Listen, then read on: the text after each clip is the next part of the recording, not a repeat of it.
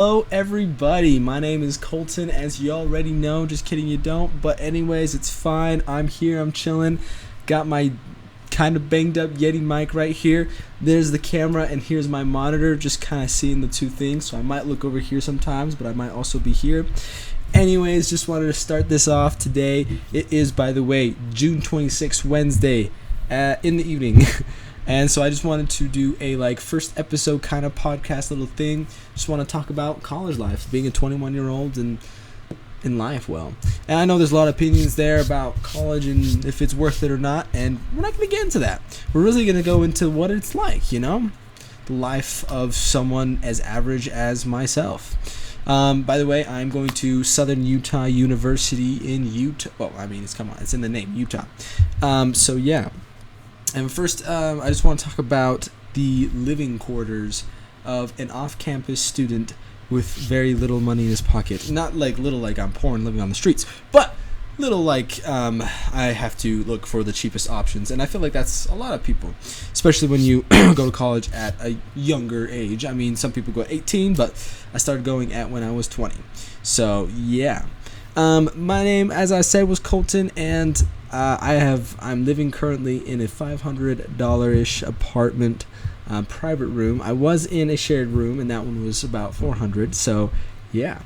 Let's start off first. When I started here in basically January until about now June, so about 4-ish months, I was in the shared room. It was pretty dandy, The thing you got to know about apartments where it's a male dormitory, basically, guys are a little bit more, it depends, right? But guys are a little bit more, in my case, secluded and separated.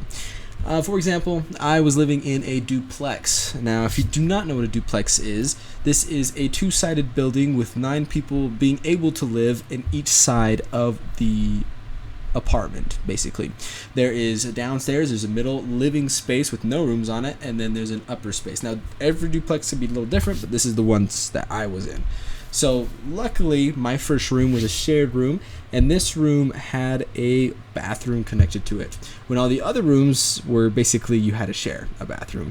And right now, by the way, side note, I have to share a bathroom with luckily only one dude right now, but in the future probably about 4, including me, 4 people. That's a lot to be sharing a bathroom. Anyways, when I was in the shared room for about 4 to 5 months, it was great. The room, the space was great. Living with the dude, sometimes you get some weird dudes, but me and this dude, we ended up being homies. You know how it goes. And just me and him were in the sharing the bathroom. No one else could access that bathroom because it was in the room. Great. But yeah, anyways, this is the only dude I knew for a long time. Another dude I ended up knowing because we were part of the same, I'm religious, so we were part of the same ward. We're part of the same group, and so we ended up knowing each other as we went on Sundays. And, but other than that, basically everyone else was on their own. One dude did live on the couch downstairs in the living area, so it's kind of hard not to get to know him a little bit because, to make dinner, you had to be there, and he was just there, either on his phone or something like that, but still, he was there, his presence, and so you ended up talking to him somewhat. And so, knew some people, but there's 9 people, so I knew about 4 people because one lived on the couch, one lived with me. Oh, and there's me. I know myself not all too well, but just kidding. But then the guy that was in our ward, right? And so 4 people out of 9, and eventually we got to know more, but just to share a little story about how we got to know each other, not a lot, but the first time we had a full reunion where we collaborated on a single objective and worked to get it. So it was a Saturday, and Saturday guys not working, what are they gonna want to do? Probably some video games, and that's what we are all doing. All of a sudden the Wi-Fi goes out and none of us can play. So we all head downstairs or upstairs, depending, and we're all huddled around the tower, the Wi-Fi tower, and we're all trying to figure it out. First time, and basically the only time that we'd all come together as a duplex group of men and tried to do something together, which was incredible. Ends up like 10 minutes later, we couldn't figure it out. It was just kind of like some faulty things going on. It ended up fixing itself out. It's just probably like some weak signal. And then we ended up going like 10 minutes later, 5 minutes later, all back to our separate beings. So that was basically some of the experiences that I had. There's a lot more to go into, and as I remember them and as they come to my mind, I might share them. But for right now, we kind of want to make things like not too long. But now I'm into my private room. We had renovations, so we had to move into this new apartment, which actually so there's a wall separating the 2 duplexes, right? The 9 people. So I was in this one. We moved to this one, legit. No, it was just a wall separating literally my other room to the room that I'm now staying in. Lot smaller, sharing a bathroom, but hey, it's all mine. I get to do whatever I want. So yeah, it's pretty cool. And here, new roommates. It's summer. Everyone's going out. I'm still going to school as well, though. And being in a private room kind of rocks. You can just do whatever you want in your room, and you can have it be as big as mess as you want. You can set it up as you want, and all the space is yours, so you don't have to share it, right?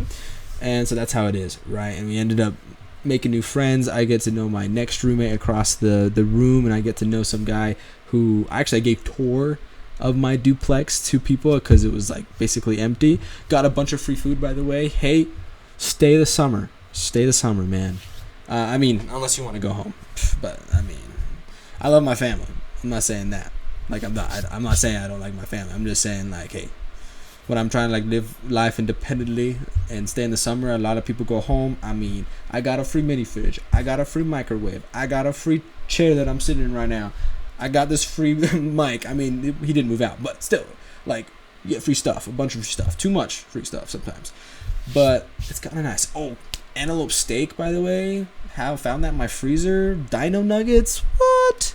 Yeah. So sometimes staying in the summer has its benefits. That's what I'm saying. I love my family, and I go on not vacations, but I go visit them quite often. So that's how I get around that. Don't worry about that. So yeah, but college life, living in an off-campus thing, it's kind of nice though, because I'm depending on if you live on campus, you have those benefits of going to campus and being able to walk there and things like that. Or if you have a vehicle, and I love driving, I love listening to music and things like that. Living off campus, not too far away, is really nice because also you can position yourself like I am, very close to very many department stores and things like that, and you can just be prepared for everything, right? It's pretty cool.